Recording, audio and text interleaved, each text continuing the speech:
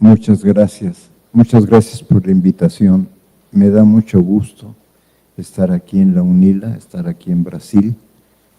Me da mucho gusto porque le comentaba a la doctora Juliana que yo estuve de alguna manera en algún momento cuando la universidad empezó a funcionar. Entonces es como un regreso e ir viendo cómo ha ido madurando y creciendo este proyecto que a mí me parece muy importante. Les ofrezco una disculpa por hablar en español, aunque preparé también una versión en portugués de la conferencia. La idea de la portada de la conferencia tiene dos elementos. Uno, el que por primera ocasión en los dos últimos gobiernos, el que tuvimos del presidente Andrés Manuel López Obrador, después de casi 40 años de neoliberalismo, y el presidente actual de la presidenta Claudia, que tenemos gobiernos que buscan fundamentalmente atender las realidades y necesidades del país. Yo lo quiero aclarar, no es un gobierno de izquierda, aunque todo el mundo dice que es un gobierno de izquierda, menos nuestros colegas de izquierda, que en general dicen aquí falta mucha izquierda. Pero en un país que tiene 3,000 kilómetros de frontera con Estados Unidos, no puede plantear un proyecto socialista como algunos elementos de la sociedad considerarían, y además no puede deshacerse porque ambos presidentes cada rato lo expresan, necesitamos del empresario, necesitamos del capitalismo. Ambos presidentes dicen, necesitamos que haya capitales que se inviertan, que tengan ganancia, pero que su ganancia no sea desmedida, que sea una ganancia moderada, de suerte que de alguna forma retribuya también en el salario de quienes contrata. El lema de ambos gobiernos es por el bien de todos, primero los pobres. Y de hecho es uno de los elementos estructurantes que ha permitido en el plano político o político-económico que la pobreza extrema del país haya reducido entre los últimos 30 años del neoliberalismo a la fecha en cerca del 10%. Sí, entonces, el tema que reconoce el Banco Mundial, entonces decir, a ver, que estén reconociendo que estamos enfrentando el problema de la pobreza extrema y que lo hayamos reducido, al dejarlo en este momento en un 5%, no es que estemos a gusto, es que estamos luchando contra este tema que es endémico o que ha sido endémico en el país. Quiero plantear otras dos ideas. Una, que es un país pluricultural. Quizá no fuimos el primer país, yo reconozco, Bolivia nos antecedió con mucho tiempo, pero es un país como no es muchos de nuestros países, Brasil también, por qué no decirlo, que somos países pluriculturales, que tenemos un rasgo específico, o dos rasgos específicos si ustedes gustan. Uno, siempre haber invisibilizado al otro, sobre todo al indígena, al campesino, al pobre. O sea, haber hecho planes de estudio para clases media y no para todos los sectores de la sociedad. Y lo segundo es que el plan de estudios es nacional. Esto es, lo que para ustedes sería el Ministerio de Educación, para nosotros Secretaría de Educación, la influencia de Estados Unidos es clarísima, pero para nosotros Secretaría de Educación, el plan de estudios es nacional. Esto es, no hay opción de que haya otras veredas para hacer un plan de estudios. Entonces, en este contexto es donde hicimos la propuesta de armar y hemos venido trabajando con el armado de un plan de estudios para estos últimos gobiernos. Quisiera presentar nada más algunos datos, dos imágenes, una imagen de una escuela pública de clase media, una imagen de una escuela rural de las que tenemos también. Para decir, ambas escuelas, nuestro reto al hacer el plan de estudios era cómo hacemos un plan de estudios donde ambas escuelas puedan estar, donde ambas escuelas puedan funcionar. El otro reto enorme, y no les vengo a decir que el plan de estudios funciona al 100%, porque sería un gran mentiroso. El reto enorme que tenemos es cómo trabajamos con 1.200.000 estudiantes que integran lo que es educación preescolar, primaria y secundaria, o la primera parte de enseñanza media. O sea, ¿cómo hacemos un plan de estudios que esta es la histórica parte obligatoria? Ya hoy en la Constitución es obligatorio hasta la educación superior. El que sea obligatorio no significa que se cumpla con esa obligatoriedad. De hecho, en educación preescolar no llegamos al 50% de los sujetos que están en edad. En educación primaria es donde seguramente estamos ya en un 98% del grupo de edad, y en la primera parte de educación secundaria estaremos ahorita sobre el 87% del grupo de edad. En el caso universitario andamos muchísimo más bajo, o sea, no lo menciono porque no es objeto ahorita de la conferencia. Y por otra parte, perdón, me equivoqué en los datos, ¿cómo trabajar con cerca de 23 millones de estudiantes y con cerca de 1.200.000 docentes? ¿Y cómo hacer que 1.200.000 docentes que llevan ya algunos 10, 15 o 20 años trabajando en el sistema educativo, de repente empiecen a cambiar su manera de ver la educación? Esta es una de las grandes cuestiones. Voy a dividir la conferencia en dos partes. Esta primera parte, tratar de muy rápido presentar en qué consiste el plan de estudios. Muy rápido, muy breve. Y la segunda parte, las investigaciones que estamos haciendo, ciertamente pequeñas, parciales, frente al número de docentes con los que tendríamos que trabajar. ¿Cuáles son los fundamentos de este plan de estudios? Transformar el currículo y la práctica docente. O sea, algo que insistimos no es una reforma, es una transformación. Es hacer algo que no se había hecho. Es un proyecto político ético de la educación. Político porque está centrado básicamente en dos conceptos. Una formación de ciudadanía que responda ante las necesidades de la sociedad, esto es, no una ciudadanía para ir a votar, sino una ciudadanía que pueda participar en resolver los problemas de su comunidad y de su entorno. Ese es un primer reto. Y el otro elemento de carácter político es que si bien todo proyecto curricular tiene una idea de formación del ser humano, no tenemos una idea de formación partidista. O sea, no queremos formar para ningún partido. El sujeto tiene que tomar las elecciones que le corresponden en su responsabilidad, en un concepto de formación, no de aprendizaje. Ese es probablemente un tema fundamental. Regresamos a una visión humanista que recupera la dimensión pedagógico-didáctica por una razón.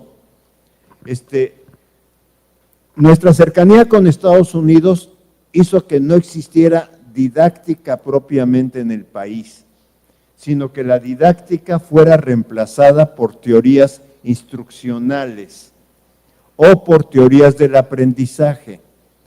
Por ejemplo, el constructivismo, que está muy en boga en este momento, para nosotros es una muy buena concepción sobre el aprendizaje, pero no es una buena concepción completa sobre lo que es la formación del ser humano. Y finalmente, un currículo vivo. Esto ha costado mucho trabajo que se entienda. Esto es, antes el plan de estudios, el currículo le decía al maestro qué tenía que hacer. Y lo que los supervisores escolares hacían es decir, vamos en la semana 22, usted en la semana 22 tiene que estar en tal parte del programa. Ahora sencillamente también nos está costando con los directivos, nos está costando muchísimo decirle, tú no tienes por qué pedirle al profesor o a la escuela que esté en determinada parte del plan de estudios, porque en realidad cada escuela tiene que analizar en qué parte puede estar del plan de estudios. Ustedes saben que el primer impacto que esto tiene es social, como que nos van a aprender, de hecho, los abogados con los que tuvimos que negociar esto para su publicación oficial, nos decían, ¿pero qué ustedes van a permitir que cada maestro haga lo que se le da la gana? Y le respondíamos, oiga, señor abogado, usted está aquí sentado entre ustedes y nosotros los educadores, y usted es abogado, sí, y usted está interpretando la Constitución, sí, ¿y usted hace lo que se le da la gana? No. Pues exactamente, nosotros no estamos diciéndole al maestro que haga lo que se le da la gana, estamos diciendo que trabaje de acuerdo a la formación que ha recibido y al proyecto educativo que le estamos pidiendo que desarrolle. En cada contexto escolar, ahí véanlo con la primera lámina, si es un país diverso, y yo en este momento le decía a Juliana, mira, un ejemplo que hemos tomado es, a ver, el hijo del campesino que produce maíz, la noción de matemática que tiene es de costales, de kilos, de cuánta semilla, de cuánto se produce, de cuándo se cosecha, de cómo se cosecha y cómo se vende ese producto. Esa es la imagen de matemática que tiene. El niño urbano, del consumo de maíz, tomando nada más ese elemento, la imagen que tiene es que va a un lugar donde este producto se vende ya procesado para el consumo humano. Entonces, no es que no haya matemática, es que hay matemática con el sentido de la realidad del sujeto. Y eso es lo importante. Los principios que orientan son autonomía profesional docente, o sea, decirle a los profesores, a ver, las decisiones que se toman en el aula son tu responsabilidad. Y tú como profesional tienes que responder por ellas. Pero decir otra cosa, pero estas decisiones primero se discuten en el colectivo de la escuela. Para nosotros el colectivo escolar es el grupo de docentes, pero nuestra meta, dando un paso más allá, que todavía no lo hemos dado, es incorporar también a los padres de familia, padres, madres de familia, tutores o quien sea responsable del niño. Integración curricular. Eso podría llevar solo la conferencia. En el fondo, tendría yo que decir, por integración del currículo estamos entendiendo desdisciplinarizar el currículo. Esto es, ya no hay oficialmente matemáticas, español, ciencias, historia, etcétera, sino lo que le estamos pidiendo al profesor, a la comunidad escolar, a la comunidad docente es, Aquí está la idea general de los contenidos del plan de estudios. Pero en tu reunión de consejo escolar, en esa reunión discutan qué problemas tiene la escuela en el entorno donde está. Porque hay entornos urbanos que tienen ciertos problemas, hay entornos rurales que tienen otros problemas. Hay lugares, lamentablemente hoy vivimos un tema de corrupción, de violencia. Yo creo que no es, digamos, algo que no se sepa. Hay una violencia social creciente, hay violencia hacia las mujeres. Entonces, tenemos varios elementos que cada escuela, que cada grupo escolar va a tomar de acuerdo a su contexto. Una de mis colegas me decía, mira, fui a una zona de las clases más acomodadas de la Ciudad de México. Y me decían los maestros muy orgullosos, no, fíjate que nosotros por fortuna ese tipo de problemas no los tenemos. Y hacía no más de 15 días que un jovencito de 15 años fue detenido por una patrulla porque iba manejando en estado alcohólico. Le empezó a recriminar el policía y él le dice, y tú, morenote negro, que quién sabe qué, ¿cómo te atreves a hablar? No sabes con quién me estoy metiendo, no, con quién te estás metiendo. Y le dice la colega a los profesores, ¿no tienen problemas de violencia? Lo que pasa es que no tienen los problemas de violencia que hay en otros lugares, pero que tienen problemas de violencia y que también pueden ser objeto de su trabajo escolar, es importante. Y viene en esto vinculado el derecho a la educación, tema que ayer discutía con alguno de mis colegas que me colaboran conmigo, porque me decía, es que están agrediendo a mi hijo en la escuela, un niño de primaria. Dice, pero fui a hablar con la maestra no para recriminar, sino para que conozca que lo están agrediendo. Pero me llamó la atención el argumento. Así como el niño que lo agrede tiene derecho a la educación y yo no le pido que lo castigue, yo lo que pido es que se averigüe qué está pasando en la familia de este niño, porque si agrede así es porque algo pasa en su familia y hay que trabajar con el grupo familiar, aunque la escuela no sea la que trabaje, tiene que trabajar alguna unidad especializada, pero la escuela tiene que ser el punto donde esto empiece a aparecer el problema o a reconocerse. Decía, pero así como este niño tiene derecho a la educación, mi niño tiene derecho a una educación libre de violencia. Y entonces, cuidemos los dos derechos. No estoy reclamando, me decía ella. Y luego el último tema, ya lo hablé, el vínculo escuela, comunidad y territorio.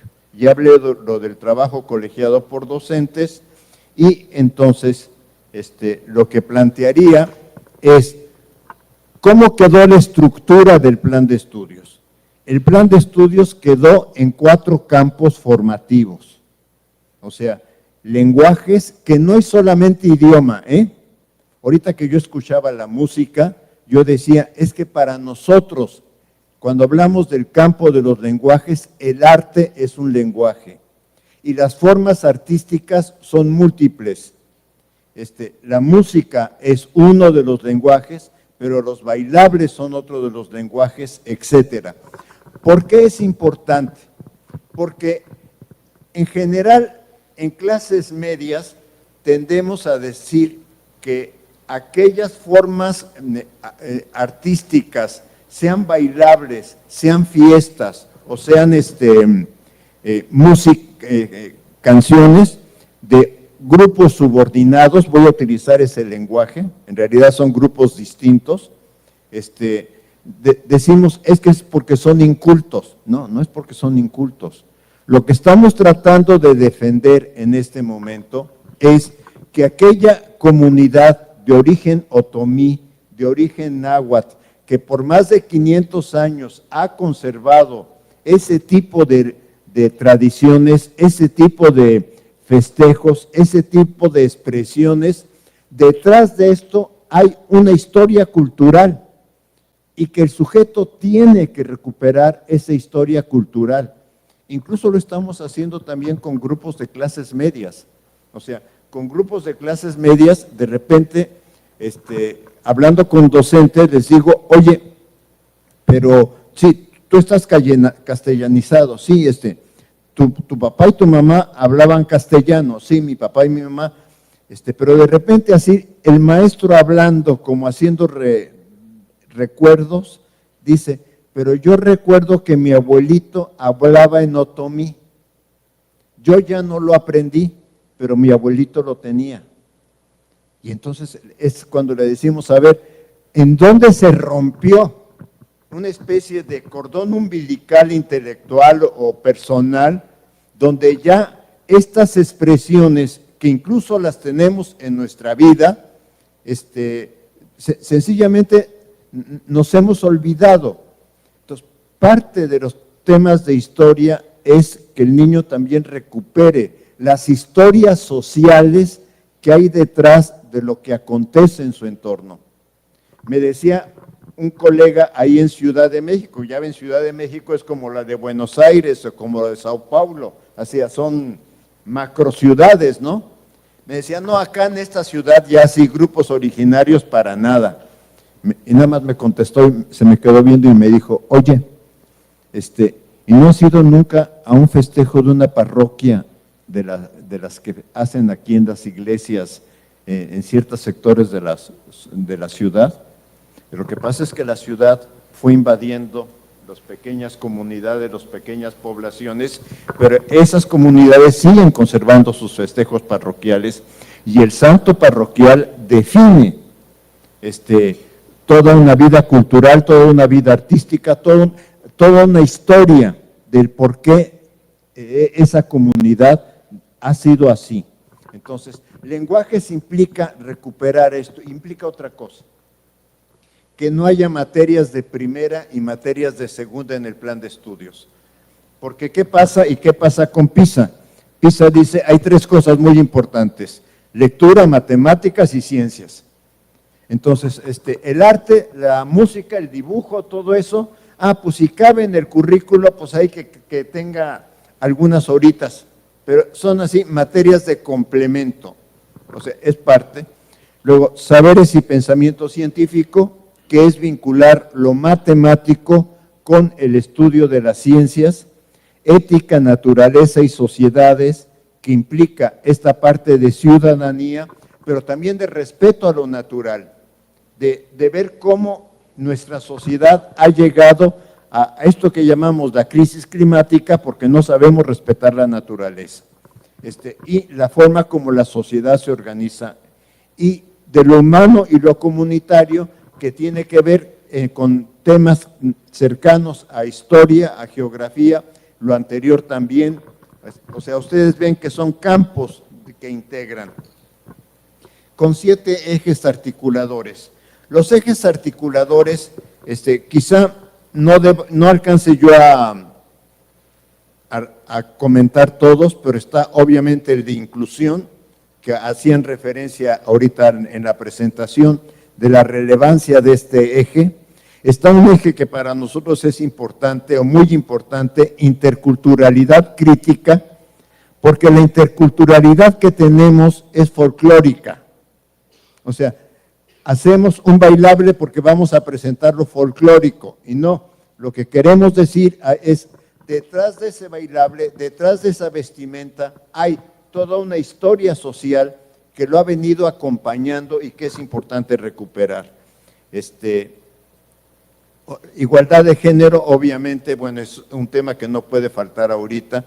Lo que planteamos es que no todos los ejes se tienen que expresar en un proyecto o en cada proyecto del plan de estudios. Si trato esto de ejemplificarlo como se lo presentamos a los maestros, es, si ustedes ven aquí, el campo formativo de lenguajes, estamos hablando de los lenguajes propiamente. Por primera ocasión se reconoce que el niño tiene derecho, y derecho así claramente, a que sea su lengua materna su primera lengua de educación, cosa que sí teníamos en el plan de estudios anterior, pero el plan de estudios anterior decía que en las escuelas originarias se les permitiría a los maestros trabajar 4 horas a la semana en la lengua originaria, y ahora nosotros decimos, si el maestro necesita trabajar toda la semana en la lengua originaria, tiene que hacerlo. Hay todo un intento, y la presidenta lo ha fortalecido muchísimo más, por ir recuperando las lenguas originarias, porque llegamos a la situación de que daba vergüenza hablarlas, y hoy estamos tratando de fomentar. Mi físico no es para una lengua originaria, me queda claro, pero tengo que reconocer que ciertamente nos burlábamos de quienes tuvieran otra forma de expresión lingüística. Cuando estuve trabajando con los profesores de educación indígena sobre estos temas en la definición de contenidos de los programas, una profesora hizo un comentario que me llamó la atención. Dice, a ver, primero, tenemos 63 lenguas en el país. De esas 63 se convierten en más de 350 dialectos. Dice, pero lo que pasa es que no todas las lenguas tienen gramática. Ahí ya tenemos un primer problema. Segundo problema, que en varias lenguas no existen artículos. Entonces, cuando el indígena aprende a hablar español, habla mal español. El español nuestro, no el español que le aprendió, y por eso lo ridiculizamos, y por eso incluso le bajamos las calificaciones en el caso de que sea nuestro estudiante, porque no ha utilizado el lenguaje que correctamente es aceptado. Entonces, estamos trabajando en todo esto, está el tema de cultura, etcétera. Lo que ven en las raíces del árbol son los ejemplos que queremos darle a los docentes de algunos problemas que puede el colectivo docente tomar para estructurar, y la idea es cómo va hilando a lo largo del curso escolar sobre este asunto. Paso a la siguiente, que es más complicada. Esta yo diría que no la hemos logrado, que es, no solamente se trataba de hilar en un campo formativo, se trataba de lograr hilar en los 4 campos formativos. Esto lo trabajamos más, sin mucho problema, en preescolar. Lo trabajamos más en educación primaria, aunque ya ahí nos vamos encontrando con distintas estrategias que se van dando cada escuela. Y en educación secundaria no pudimos. En educación media no pudimos. Ahí el asunto fue un asunto laboral. A mí me contratan como profesor de matemáticas por 7 horas y a mi compañero lo contratan como profesor de ciencias, biología, por 5 horas. Entonces ya no coincidimos, nuestros horarios no coinciden. No logramos que el sindicato aceptara encontrar una readecuación de las horas de trabajo docente. Fundamentalmente nuestra propuesta era que en vez de trabajar 4 horas en un lugar, 7 horas en otro lugar, 8 horas en otro lugar, se le concentraran todas las horas en una sola escuela. Implicaba bastantes negociaciones, etcétera, pero a veces el sindicato se amacha y dice no, y no pudimos avanzar en eso. Y eso también explica por qué en secundaria estamos tratando de trabajar en otras condiciones. Ahora, ya esta segunda parte de la conferencia la quiero dedicar, quizá me vaya un poquitito más rápido, en lo que hemos encontrado en el trabajo de los docentes. Lo que hemos encontrado, podría yo decir que probablemente estemos en grupos de investigación, probablemente ahorita en el país tengamos 20 o 25 grupos de investigación. Yo nada más estoy trabajando con un grupo, casi todos tenemos el error de decir mi grupo de investigación. Yo estoy trabajando con un grupo de investigación en 2 localidades. Esto que digo es importante porque esto que voy a presentar, cuando lo presento en México, lo que me dicen es, no puedes decir está pasando en el plan de estudios, sino está pasando en los 2 grupos sociales donde tú tienes investigadores.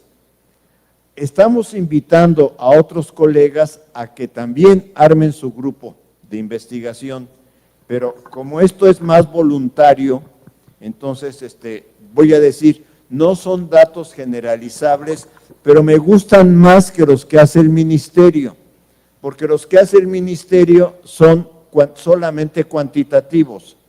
Y me parece que nosotros estamos llegando a algo que nos permita hablar de problemas que aparecen. Un primer grupo de problemas está en la gestión misma del sistema. O sea, es la primera vez que lo escribo, pero ya creo que no lo puedo callar. Hay una falta de coherencia entre el proyecto y las decisiones que toman diferentes autoridades centrales. En un momento yo le decía a la secretaria, para ustedes lo que sería la ministra, le decía es que si juntas a todos tus directores generales y vas viendo lo que hace cada quien, es como si fuera un partido de fútbol donde cada quien ve la portería en un lado de la cancha y cada quien le avienta el balón para donde quiere. Y así el proyecto no puede tener coherencia. ¿Cuál es el problema?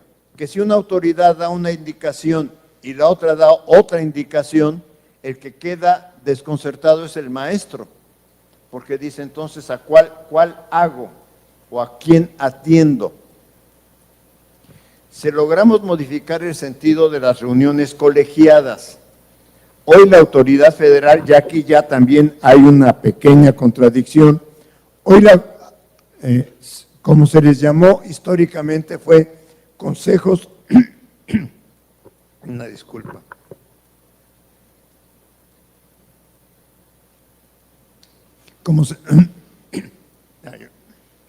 van a tener que ayudarme a afinar la voz.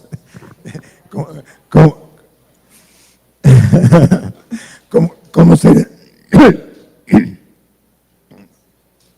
sí. Como se les llamó históricamente fue consejos técnicos escolares y decimos no son técnicos, son comunidades. El secretario les llama comunidades de aprendizaje. Nosotros decimos no, son comunidades de transformación de la enseñanza. Ahí ya empiezan, de todas formas, los docentes se quejan de que en esa reunión mensual les recargan de actividades. Los supervisores y directores no logran asumir que su tarea es acompañar. Cuando trabajo con supervisores me dicen, pero es que ¿cómo voy a informar de los resultados de mi escuela? Y yo les digo, ¿y quién te pide que informes de los resultados de tu escuela? Claro, ellos me dicen el jefe de sector, pero yo les digo, pues es que también el jefe de sector tampoco está entendiendo el asunto. Si estamos tratando de desarrollar procesos, no podemos pedir resultados. Y además, resultados que no van a ser homogéneos. Esa es la lucha ideológica que tenemos en el centro del proyecto. O sea, la lucha ideológica contra quienes nos están diciendo, ¿y las pruebas estandarizadas dónde están? Pues no hay pruebas estandarizadas. O sea, no hay examen estandarizado. Entonces, automáticamente lo que nos dicen es, ustedes esconden cosas que no quieren que nosotros nos enteremos. No estamos escondiendo, estamos trabajando otra idea de educación. Y los maestros se cuestionan mucho el buzón escolar. El buzón escolar se instituyó para que si había una queja para un maestro, se escribiera la queja y se depositara en el buzón de la escuela. Pero ¿qué ha pasado? Que si yo me molesto con el maestro, hago la queja anónima y entonces el maestro, ¿de quién se defiende? ¿De quién aclara? Lo que ellos dicen es, ¿ante quién aclaro que no fue así o que fue en otro contexto? O sea, ahí estamos en eso. Afirman, y eso es importante, a mí me gusta mucho, que es un plan valioso, pero también dicen que demanda mucho esfuerzo para comprender algunos conceptos, y tienen razón. El tema es, tienen razón. No logramos que la autoridad educativa decidiera imprimir el plan de estudios. Los maestros en las entrevistas me dicen, estoy cansado de leer en línea. Yo tengo que subrayar, tengo que marcar, tengo que señalar. No puedo seguir trabajando en línea. Manifiestan que para construir un proyecto desde un problema real hay una dificultad, porque el plan de estudios dice, estos son los contenidos, no obligatorios, sino contenidos. Pero ustedes en el colectivo tienen que pensar en un problema que sea significativo para los niños, porque es desde un problema significativo donde pueden aprender. O sea, no se trata de que aprendan lección 1, lección 2, lección 3, como habitualmente se hizo, sino que desde un problema el genio de los maestros vaya encontrando cómo articula los saberes. Es un reto importante. En secundaria, bueno, ya dije, tenemos dificultad para articulación entre los docentes. Reconocen que los ejes articuladores se expresan en el proyecto, pero no necesariamente en todos. Sin embargo, dicen que algunos supervisores y algunos maestros así me dicen, cuando estamos en entrevista me dicen, mira, te doy el documento que me pide el supervisor, nada más no lo publiques porque entonces el supervisor se va a venir contra mí. Pero sí, si yo me pongo a ver eso, yo digo, es que esto no es lo que estuvimos pensando, esto no es lo que dice el plan de estudios. Estamos de alguna manera ahí también en que no trabajamos de la manera que teníamos que haber trabajado con los supervisores. Dicen que el plan de estudios es relevante, pero al mismo tiempo dicen, cada escuela ha interpretado el proyecto de manera diferente y de manera como sus supervisores y directores lo consideran. Enfrentan dificultades para articular campos formativos, para construir proyectos con contenidos que no están en los libros de texto, porque ese es otro tema. Se dijo, el libro de texto es un acompañante, no es la tarea. Y por lo tanto, si hay algo en la realidad que reemplace al libro de texto, no tiene usted por qué tomar el libro de texto, tome la realidad. Y la realidad puede ser una noticia que ande en la comunidad, la realidad puede ser un incidente que pasó crítico, la realidad puede ser cualquier cosa. En este momento que varias partes del país fueron inundadas el fin de semana pasado por aguaceros torrenciales, bueno, esa es la realidad en la que la escuela tiene que hablar, aunque no la haya pensado mucho tiempo atrás, y tiene que encontrar cómo abordar la realidad. Algunos de los que se burlan de nosotros nos dicen, porque en una escuela frente a un río contaminado pusieron como eje de trabajo la contaminación del agua del río, y se burlaban de nosotros y decían, pero ¿a poco estos niños de primaria van a resolver la contaminación que causan las fábricas? No, no la van a resolver. El niño tiene que empezar a tomar desarrollo de conceptos ciudadanos que les diga, esto no es correcto, esto se puede evitar, pero también va a ayudar a que, como me decía alguna maestra, pero ¿sabes qué hicimos? No podemos eliminar eso, pero sí nos pudimos salir a unas cuadras a la redonda de la escuela a recoger basura, a recolectar basura y recuperarla. Y entonces el niño va aprendiendo que hay un comportamiento humano que se requiere para cuidar nuestro medio.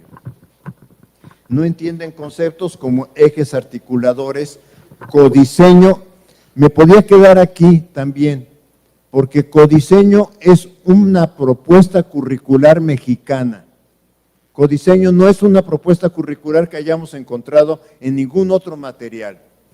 Codiseño le estamos llamando a esa actividad de diseño curricular que hacen los maestros en su discusión. Algunos supervisores la tradujeron a entonces que hagan un documento escrito. Hoy ya la autoridad federal cada rato les dice a los maestros, a ver, reúnanse y discutan, pero no entreguen ningún documento de su discusión. No queremos que entreguen documentos escritos. Queremos que la discusión la lleven a entonces qué podemos hacer en la escuela, no cómo documentamos para que un supervisor lo tenga, etcétera. Y el otro tema que les cuesta mucho trabajo es evaluación formativa. Plantean que es muy complicado pasar del currículum formal al currículum real. En realidad los maestros no utilizan esa expresión. La que ellos utilizan en su vocabulario es muy difícil pasar de la teoría a la práctica. Que falta articulación de contenidos. No encuentran la dosificación de contenidos. Estaban acostumbrados a que les dijeran aquí hasta aquí, luego viene otro tramito, luego esto viene otro tramito. Un plan de estudios que se repetía mucho en contenidos. No todos los docentes del mismo grado en una escuela desarrollan los mismos contenidos y dicen que se pierde el hilo del trabajo. Cuestionan el papel de las escuelas formadoras de docentes, porque plantean que las escuelas formadoras de docentes no preparan para la tarea que tienen a cargo. Ahora, pasa una cosa, que tenemos maestros que tienen 10 años en servicio, 15 años, 20 años, 25 años. Es obvio que no fueron formados en este proyecto. Sí, entonces, es obvio que ahí tenemos una dificultad y también encuentran dificultad para que los padres de familia en ocasiones colaboren con el proyecto. El plan de estudios no habla de resultados de aprendizaje, no habla de aprendizajes esperados, no habla de logros de aprendizaje. Entonces, ¿el plan de estudios de qué habla? De procesos de desarrollo de aprendizaje. Procesos. La experiencia nos muestra que cada uno de nosotros, cada uno de ustedes, ahorita al escucharme, está gestando un proceso. El de ustedes, no el de al lado, el de ustedes. El proceso es algo personal. Algunos niños lo hacen muy rápido, otros niños requieren más tiempo para ir gestando su proceso, ¿sí? Entonces, hay dificultad para entender la noción, es muy difícil trabajarlos cuando la realidad educativa y sobre todo la realidad social, porque aquí los maestros me dicen, llega el padre de familia, me llama y me dice, ¿y cómo va mi hijo en matemáticas?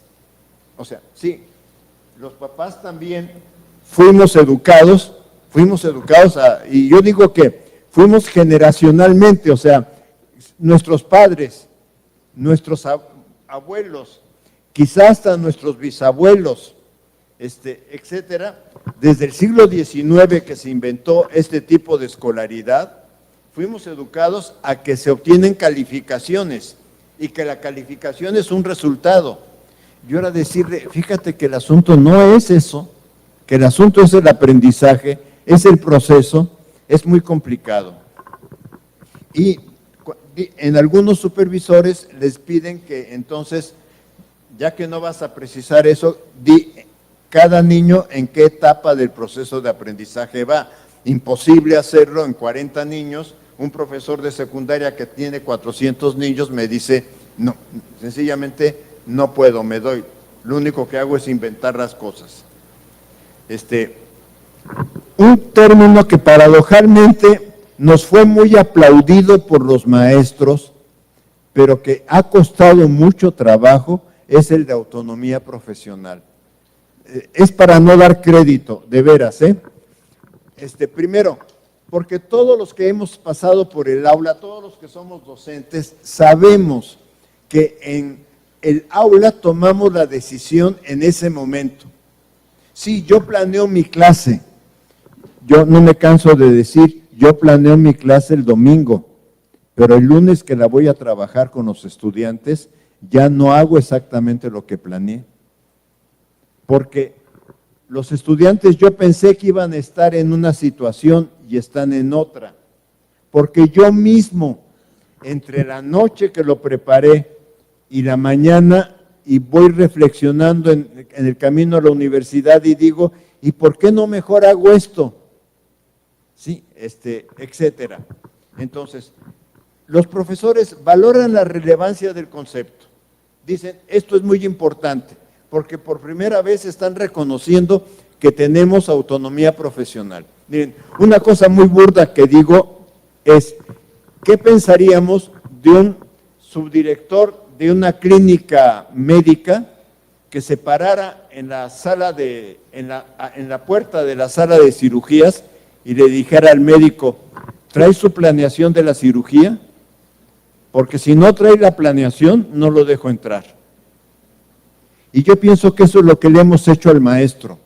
Decirle, si no tienes escrita así con detalle, a veces hasta media hora para esto, 20 minutos para esto, etcétera, tu planeación está mal. Cuando en realidad yo pienso que la planeación también es una ruta genérica de trabajo que uno va a ir también definiendo. Estaban acostumbrados a seguir instrucciones, a trabajar con cronogramas. Ahora, para ellos, decidir sobre los temas a enseñar es un reto. Plantean que la autoridad educativa los veía como técnicos. Esto es, usted haga A, B, C y D. Usted entrega un documento con estas características. Y ahora la autoridad educativa no alcanza a verlos también como profesionales de la educación. Y yo diría, no solamente la autoridad educativa, también los padres de familia no alcanzan a ver que es un profesional. O sea, paradojalmente hay más respeto al médico que al maestro. Yo no quiero ponerlos como profesiones equivalentes, pero finalmente ambos toman decisiones profesionales. Igual que nosotros no nos metemos con las decisiones arquitectónicas de cálculo de estructura que tomó un arquitecto sobre este edificio, ¿sí? O sea, podemos meternos sobre otras cuestiones, si es lo que se requiere para un trabajo en grupo, etcétera, etcétera, pero no sobre las decisiones arquitectónicas. Plantean que hay una contradicción jurídica, que esta contradicción emana de los protocolos que el Congreso ha establecido para no dañar la integridad de niñas, niños y adolescentes. En el caso mexicano, una profesora de jardín de niños, de parvulario, no puede permitir que el niño le abrace, no puede permitir que el niño le abrace. Está prohibido el contacto físico con el niño. Y uno dice, a ver, ¿quién hizo esta ley? La expresión de abrazar, voy a decir, abrazar en las piernas a la maestra, porque es lo que alcanza el niño de parvulario a la maestra, no es una expresión más que de necesito algo, me falta afecto, le quiero decir algo. Hoy los profesores tienen que hacerles firmar, o las profesoras, hacerles firmar a los profesores a principio de año que autorizan a que si el niño se acerca y les abraza, no van a poner una demanda. O sea, les digo, excesos que se cometen legislativamente. También piden una guía que clarifique el trabajo docente.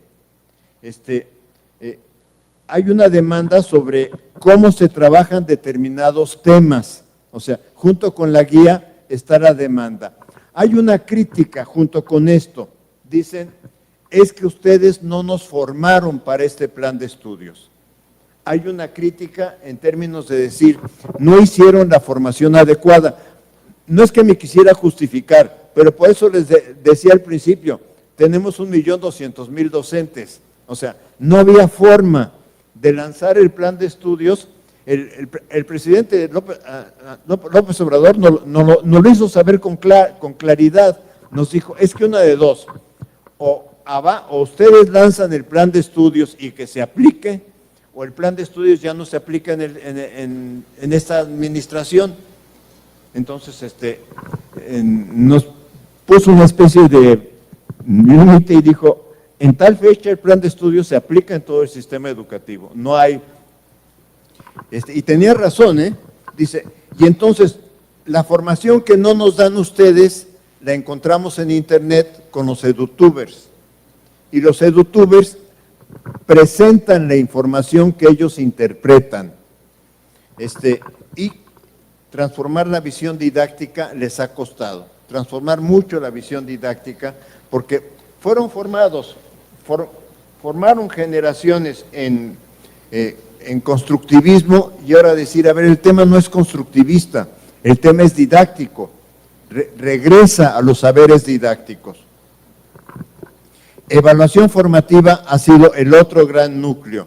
Plantean que exige mayor dedicación, que no hay suficiente claridad sobre qué queremos entender. Aquí hago un paréntesis. Evaluación formativa la hemos escuchado por muchísimos años, pero ¿saben? Yo he llegado a la conclusión que la evaluación formativa que manejamos es la que viene de la psicometría, la de origen sajón.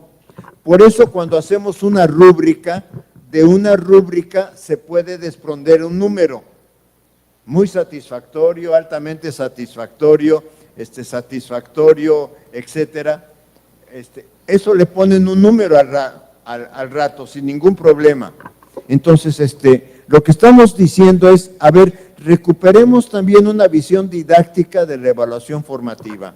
Eso que encuentran ustedes del lado derecho arriba, que está en francés, es porque estamos retrabajando el concepto a partir de los didactas francófonos, que me parece que son los que tienen mayor claridad en este momento sobre el tema. De hecho, ya tenemos un libro en prensa que probablemente salga a fin de año con traducciones de estos autores. No se entiende que es un proceso la evaluación formativa, que hay poca información. Algunos dicen, mira, mis compañeros prefieren seguir aplicando exámenes y quitarse de problema, aunque reconocen, ya saben calificar, pero tenemos mucha incertidumbre a si la calificación que estamos colocando es una calificación que va con el proyecto. Aquí yo quiero aclarar una cosa. En el plan de estudios hablamos de que el centro del trabajo en evaluación es evaluación formativa. Nunca utilizamos el concepto evaluación sumativa, por coherencia, porque evaluar significa asignar valor, y tienes 5 o tienes 7 o tienes 9, o el número que tengas, no es un valor, es una cantidad, y es clasificarte, y es de alguna manera colocarte. Tú eres de los que aprovechan poco, tú eres de los que aprovechan mucho, según quién, ¿sí? No utilizamos tampoco logro de aprendizaje, ni evidencias de aprendizaje, ni ninguno de esos conceptos que ya estábamos acostumbrados. Lo que estamos utilizando, porque no pudimos quitar la calificación por problemas de administración del sistema. De hecho, si uno estudia la historia de la calificación, la historia no del examen, sino la historia de la calificación, nos lleva a la conclusión que fue un invento del siglo XIX para mandar una señal al mundo laboral, o sea, claramente, o sea, para que la escuela mandara una señal al mundo laboral. Entonces, por eso estamos hablando de entregables para una calificación. O sea, tú puedes considerar estos son entregables porque tienes que de alguna manera mostrar que ese número lo estás construyendo con base en algo, pero no, eso no significa que sea el aprendizaje de él. Aquí es la portada que el editor me está ofreciendo en este momento, una perspectiva didáctica de la evaluación formativa. Le he pedido autorización a colegas francófonos de que se traduzcan algunos trabajos para que se pueda el material circular en castellano. Hay una dificultad con los padres de familia porque los padres de familia y la sociedad siguen diciendo ¿y cuál es la calificación? Y además hay un problema más profundo en este caso, que es como alumnos aprendimos a ir a la escuela para tener una nota. No aprendimos a ir a la escuela para aprender. O sea, ¿cómo regresamos a que la tarea de la escuela es un trabajo para el aprendizaje y no un trabajo para una calificación? Ese es un poco el nudo que tenemos ahí. Sobre el Consejo Técnico Escolar, ya dije que, en mi opinión, es mejor llamarlo comunidades de transformación de la enseñanza. Lo que estamos insistiendo es que la reunión se realice para compartir experiencias del aula, no para discutir un texto. O sea, hay la idea yo les decía que hay incoherencias en la gestión del sistema, hay la idea en la gestión del sistema que si no le pone una tarea a los maestros ese día no van a hacer nada. Y nosotros decimos, a ver, hay tantos problemas en el cotidiano de la escuela, hay tantas experiencias, estamos buscando que las reuniones colegiadas sean para discutir los temas de la escuela, que se discuta lo importante y no lo que el director considere, que en ocasiones cuando les llegan los temas ya fijados, lo que hacen el director es decir, usted maestro encárguese del primer tema, usted maestro del segundo, etcétera, cuando no es la tarea. Y ahora también inventaron que haya una reunión larga del consejo una vez que se termine el curso escolar. Y los maestros dicen, ya estamos cansados, ya nos pidieron mucha información, ya tuvimos que llenar mucha documentación, ¿por qué nos hacen quedarnos más en la escuela cuando ya no tenemos ganas de estar en la escuela? Que nos citen en otro momento al inicio del curso escolar. Plantean que en ocasiones por eso resultan tediosos, y que en secundaria es muy difícil organizarlos. La historia de las escuelas secundarias en México es que la organización es por academias, academia de matemáticas, de física, de biología, etcétera. Lo que estamos pidiendo, ¿por qué no se reúnen por campo formativo? Y que en esa reunión tengan por lo menos algún acuerdo. Aunque debo reconocer, ya varios maestros lo que están haciendo es WhatsApp de campo formativo y así es como están trabajando. Reconocen que en formación docente nos quedó la deuda enorme, que no logramos hacer un proyecto coherente de formación.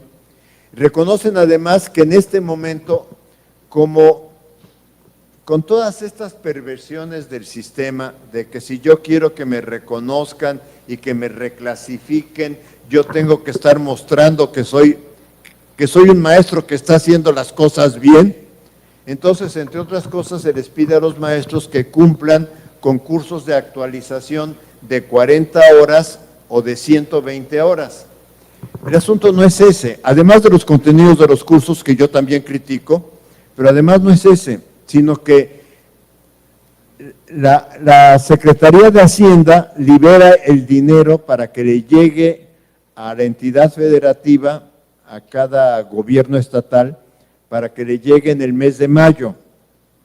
en el mes de mayo sale la convocatoria para presentar propuestas de formación docente, que son elaboradas por quienes queramos elaborarlas, y entonces en el mes de agosto salen los resultados de esas propuestas diciendo estas son aceptadas, estas no, etcétera.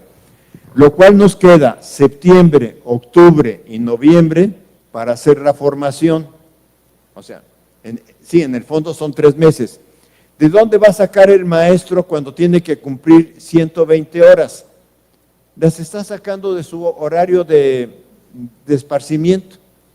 Entonces, tenemos cosas, yo les llamo embutidos, no sé si entiendan la palabra, yo les llamo embutidos de 120 horas en 2 meses y medio, donde los hacemos ir el viernes en la tarde y el sábado en la mañana, a cumplir las 120 horas de formación, para que les den el reconocimiento que dice ahí UCICAM, que es la unidad que reconoce que sí ya hiciste formación y que puede ser promovido. Y yo digo, pues lo estamos matando al maestro, porque sencillamente cuando convive con la familia, cuando tiene tiempo para las cosas personales, cuánto tiene tiempo para preparar el trabajo de la siguiente semana. O sea, realmente es un absurdo como funciona. Yo espero que ahora el ministerio de alguna manera lo entienda en este momento. Para terminar, creo que ya son 2 láminas. En sus incertidumbres, los maestros buscan cómo construir formas de trabajo para este proyecto. Es un cambio relevante en la educación. O sea, algunos de nosotros pensamos, este proyecto no va a tener marcha atrás, va a dejar alguna huella. Esperamos que no solamente no tenga marcha atrás, no deseo que tenga marcha atrás. Siguen expresando entusiasmo para trabajar. Claramente dicen que la presidenta no lo cambie. O sea, en todo este barullo de cosas que les he dicho, consideran que la presidenta lo siga manteniendo porque esto es importante. Y se han ido apropiando de la nueva escuela mexicana, construyendo un sentido pedagógico de acuerdo a sus propias condiciones y posibilidades. Pues, es lo que traía. Me traté de ir corriendo para no